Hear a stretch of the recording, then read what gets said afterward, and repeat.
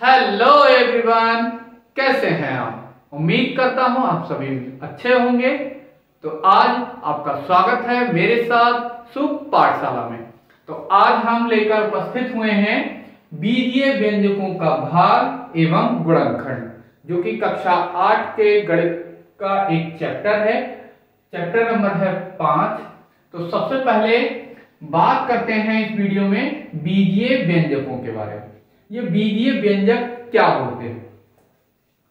तो राशियां दो प्रकार की होती हैं। कौन कौन सी होती हैं? एक तो होती हैं चर राशियां, जिन्हें हम बोलते हैं अंग्रेजी में वेरिएबल्स। दूसरी होती हैं अचर राशियां, जिन्हें हम बोलते हैं नॉन वेरिएबल्स। अब ये क्या होते हैं ये भी सुन लेते हैं। चर राशियां वे राशियां जिनका मान क्वेश्चन के अनुसार, प्रश्न के अनुसार बदल जाता है, वे क्या कहलाती हैं? चर राशियां कहलाती हैं। या हम यूं कह सकते हैं वे राशियां जिनके मान बदल जाते हैं। जैसे हमने बहुत सारे क्वेश्चंस में देखा है कि x का मान लेते हैं कि माना रहीम की आयु बराबर x वर्ष। तो हो सकता है पहले प्रश्न में x का मान आता है 2 वर्ष या 3 वर्ष या 4 वर्ष, तो अगले प्रश्न में उसका मान कुछ और निकल के आता है। तो यहां पर x के मान बदल जाते हैं, बार बार चेंज हो जाते हैं। तब ऐसी राशियों को जिनके मान बदल जाते हैं उन्हें बोलते हैं हम चर राशियां। बात करें अचर राशियों की, तो ये ऐसी राशियां होती हैं जिनके मान फिक्स होते हैं, कभी भी नहीं बदलते। इन्हें हम चर राशियों को अक्षरों द्वारा प्रदर्शित करते हैं। अब ये अक्षर कोई भी भाषा के हो सकते हैं, जैसे हिंदी वर्णमाला के अक्षर आ से लेकर के ज्ञा तक, आ से ज्ञा तक कुछ भी अक्षर हम ले सकते हैं। इसी तरह से अंग्रेजी भाषा के लेटर A to Z इनमें से कुछ भी ले सकते हैं। इसी तरह से ग्रीक भाषा के भी लेटर होते हैं, alpha, beta, gamma, delta, theta, phi, theta, eta, tau, etcetera. बहुत सारे अक्षर होते हैं। तो ये अक्षर हैं, अलग अलग भाषाओं के अक्षर। तो इन अक्षरों द्वारा हम वेरिएबल्स को प्रदर्शित करते हैं। बात करें अचर राशियों को, तो इन अचर राशियों को प्रदर्शित किया जाता है गिनतियों द्वारा, संख्याओं द्वारा, गिनती द्वारा। जैसे, और ये होती हैं प्राकृतिक संख्याएं, ये और पूर्ण संख्याएं, भिन्न भी संख्याएं होती हैं। तो यहां पर जैसे 0 है, 1 है, 2 है, 3 है, 1/3 है, 2/5 है, एटसेट्रा। पॉइंट्स में भी होती हैं, दशमलव भी होते हैं। तो यहां पर चर राशियां और चर राशियां क्या हैं, ये आई होप अच्छे से समझ में आ गया होगा। अब इन चर राशियों और अचर राशियों के मेल से हम कुछ पदों का निर्माण करते हैं। जैसे x प्लस का 2। गणित में मूलतः हम 4 चीजों का अध्ययन करते हैं निम्न कक्षाओं में। कौन कौन से? प्लस, इसी तरह से बाई माइनस का 3 घटाना सीखते हैं, और क्या सीखते हैं? गुणा। जैसे मान लीजिए 3 गुणा x गुणा बाई, इस तरह से, तो इनको गुणा सीखते हैं। और क्या सीखते हैं? भागफल। भागफल कैसे? जैसे z/3 इट्सेट्रा। तो मेन चीज हम सिर्फ जोड़, घटाना, गुणा और भाग ये गणित में पढ़ते हैं। हालांकि और भी बहुत सारी चीजें पढ़ते हैं, लेकिन इनका रोल सबसे महत्वपूर्ण होता है। अब इन गणितीय संकल्पनाओं में क्या होता है, चर राशियां और अचर राशियों के बीच में जब ये प्लस और माइनस साइन आते हैं, इनकी घातें कुछ लग जाती हैं, तो ये पद कहलाते हैं अलग अलग पद। जैसे ये दो पद हो गए यहां पर, 1 और 2। ऐसे ही यहां पर भी ये 1 और 2 पद है। इसे तो हम प्लस में और माइनस में ही प्रदर्शित करते हैं, लेकिन जब बात करें गुणे में, तो गुणे का साइन अलग हटा देते हैं। ये डायरेक्टली ऐसे ही लिखा जाता है 3xy। यहां पर गुणे का निशान छुपा होता है, लगाया नहीं जाता है।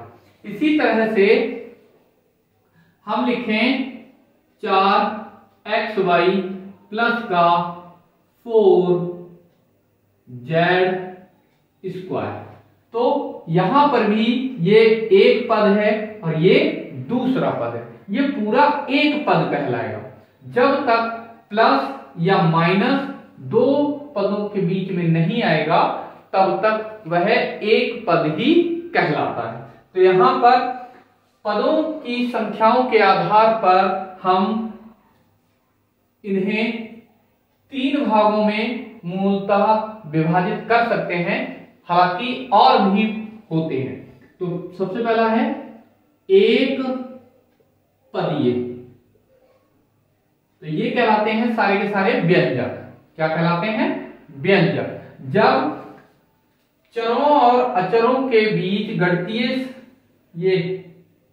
गणितीय जोड़ और गुणा है, भाग है, ये आदि क्रियाएं संपन्न होती हैं, तो उनसे बने पदों को हम क्या कहते हैं? बीजीय व्यंजक कहते हैं। अब ये पद कितने प्रकार, मतलब व्यंजक कितने प्रकार के होते हैं? यहां पर एक पदीय व्यंजक, जैसे x है, y है, z है, a है, 2b है, 3ab है, इसी तरह से 4xy है, इसी तरह से 4z² है, 3x²y z² है, एटसेट्रा। तो यहां पर सभी में आप देख रहे हैं गुणे का साइन तो है बीच में, लेकिन ये सब अलग अलग हैं। तो यहां पर ये सब के सब एक पदीय व्यंजक कहलाते हैं। इसी तरह से द्विपदीय व्यंजक, द्विपदीय व्यंजक। अब ये द्विपदीय व्यंजक क्या होते हैं? ऐसे व्यंजक जिनमें कम से कम 2 पद हो। जैसे x+2 है, तो इसमें एक पद ये है, एक ये है। इसी तरह से x² माइनस का y है, 2 पद है। इसी तरह से 8x² माइनस का 2z, इसमें भी 2 पद है, एटसेट्रा। इसी तरह से त्रिपदीय व्यंजक। तो त्रिपदीय व्यंजक क्या हो जाएंगे? जिनमें 3 पद उपस्थित हों, उन्हें हम क्या बोलेंगे? त्रिपदीय व्यंजक। जैसे बात करें x² प्लस का 2x प्लस का 1, तो ये एक पद, 2 पद और 3 पद हो गए। इसी तरह से x² प्लस का 5y प्लस का 6, तो यहां पर भी ये त्रिपदीय व्यंजक है। इसी तरह से चतुर्पदीय व्यंजक और भी बहुत सारे होते हैं, लेकिन मेन हम यहां पर अभी ये 3 प्रकार के ही व्यंजक पढ़ेंगे। अब बात करें इनकी घातों के बारे में। किसी भी व्यंजक में जितनी सबसे बड़ी वाली घात होती है, उसे हम उस बीजीय व्यंजक की घात कहते हैं। जैसे यहां पर मैंने लिखा x की घात 2 प्लस का 5x प्लस का 6। तो यहां पर जो बीजीय पद है वो कौन कौन सा है? एक ये है और ये है। तो इसमें अक्षर कौन कौन से हैं? एक तो ये x है और दूसरा ये भी x है। तो इनमें सबसे बड़ी घात कौन सी? बड़ी घात है यहां पर ये वाली घात। तो जो बड़ी घात होती है वही घात उस व्यंजक की घात कहलाती है। तो ये हो जाती है कौन सा? द्विघातीय व्यंजक। द्विघातीय व्यंजक। इसी तरह से मैं लिखता हूं x की घात 3 प्लस का y की घात 4 माइनस का 3z। तो इनमें सबसे बड़ी घात कौन सी है? इस y की घात जो 4 है ये सबसे बड़ी। तो घात कितनी हो जाएगी इसकी? 4। तो घात का कितनी है यहां पर? 4 है। इसी तरह से मैं कहूं 3x, इसकी कितनी घात है?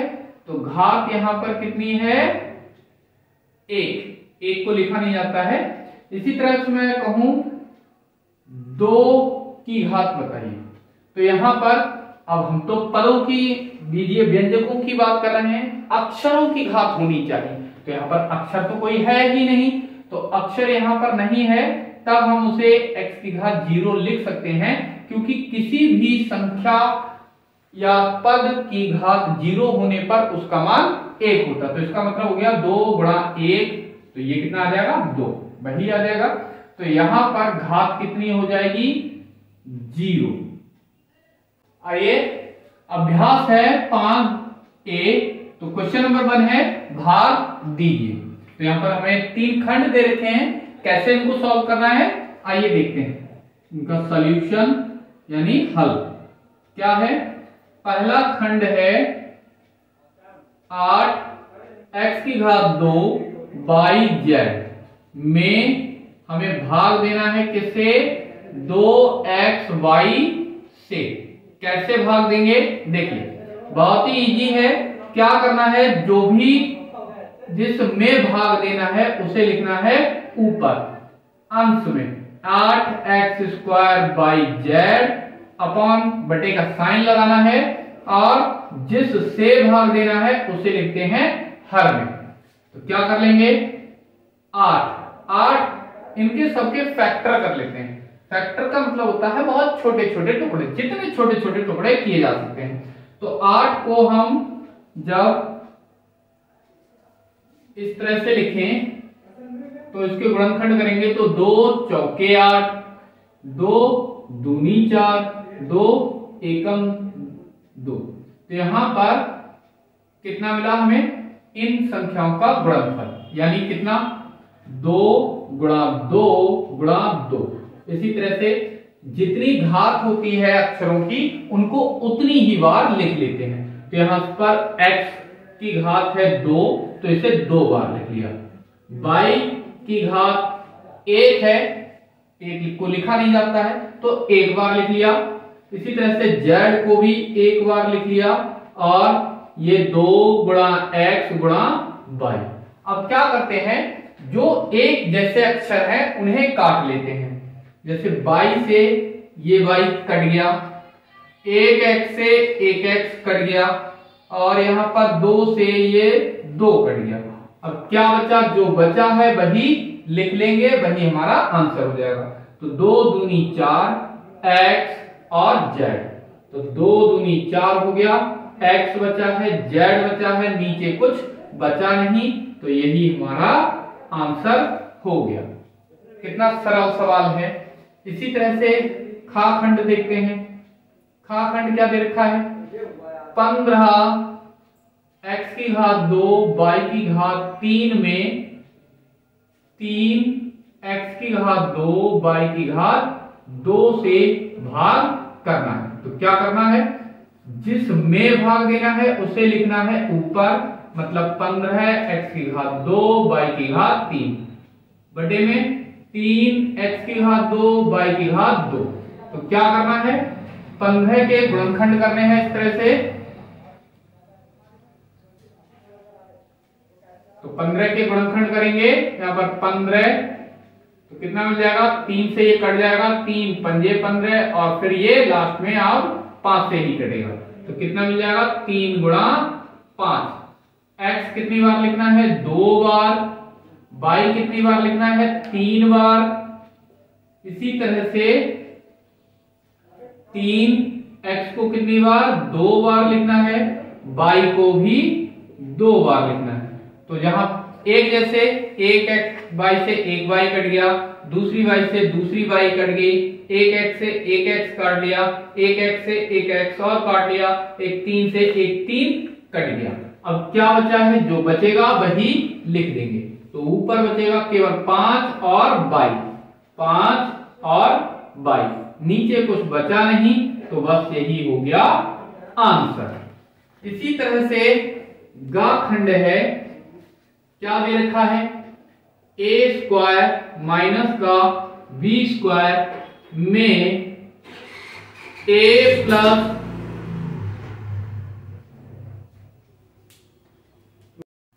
इसी तरह से गा खंड है,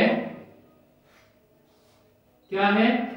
a स्क्वायर माइनस का b स्क्वायर में a प्लस b से भाग करना है। तो क्या करेंगे? जिसमें भाग करना है a square minus b square में, इसे लिखेंगे ऊपर, और a प्लस b जिससे भाग देना है वो लिखेंगे नीचे। तो एक सूत्र होता है, क्या सूत्र होता है? a square minus b square बराबर, एक बार इन्हें प्लस में लिख लेते हैं और एक बार इन्हें माइनस में लिख लेते हैं, a प्लस बी और a माइनस बी।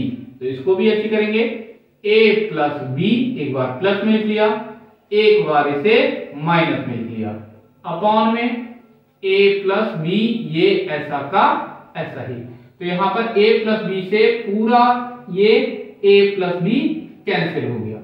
क्या बचेगा यहां पर? a माइनस बी, और यही हमारा आंसर हो गया। तो अगला क्वेश्चन है, सरल कीजिए। यहां पर हमें ये कुछ खंड दे रखे हैं, इनको सॉल्व करना है। कैसे सॉल्व करेंगे आइए देखते हैं। तो कुछ खंड है इसका का, तो यहां पर सॉल्यूशन, इनके हल। तो का खंड को कैसे करेंगे? तो ये है 32, तो 32 ऐसा का ऐसा ही, m की घात है 3, तो m को लिख लिया हमने 3 बार। y की घात 2 है, तो y को लिख लिया 2 बार, बटे में 4 ऐसे के ऐसे ही, m को लिख लिया 2 बार और y लिख लिया 1 बार। तो एक y से एक y कट गया, एक m से एक m कट गया, दूसरे m से दूसरा m कट गया। 4 से इस 32 को भाग दे देंगे तो मिल जाएगा 4 अट्ठे 32। तो क्या बचा? 8 बचा, नीचे तो कुछ बचा नहीं है, ऊपर बचेगा केवल एक m और y। तो 8m y, और यही आंसर हो गया। इसी तरह से इस खाखंड को देखते हैं। तो यहां पर x की घात 3 को हम क्या लिख सकते हैं? 3 बार, x गुणा x गुणा x, प्लस का फिर क्या दे रखा है? 4 गुणा x कितनी बार? 2 बार, फिर प्लस का 4 x गुणा x हो गया, बटे में कितना है? x है। तो क्या करें? यहां से x को कॉमन ले लिया, सबसे उभयनिष्ठ ले लिया, तो यहां से एक x, यहां से एक x और यहां से ये x, ये तो आ गया बाहर। अब जो बचा है उसे यहां पर लिख देंगे। तो क्या बचा है? x गुणा x, प्लस है, प्लस लिख लिया, 4 है गुणा x है, प्लस है, फिर 4 है, बटे में कितना? x। तो ये x से x कट गया, इनमें से कुछ भी नहीं काटना है हमें, सिर्फ जो ब्रैकेट के बाहर है उससे काटते हैं। तो यहां पर अब क्या बचा?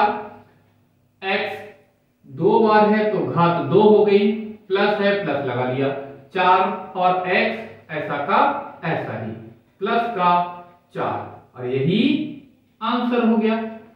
इसी तरह से गा खंड है, तो कैसे करेंगे देखते हैं।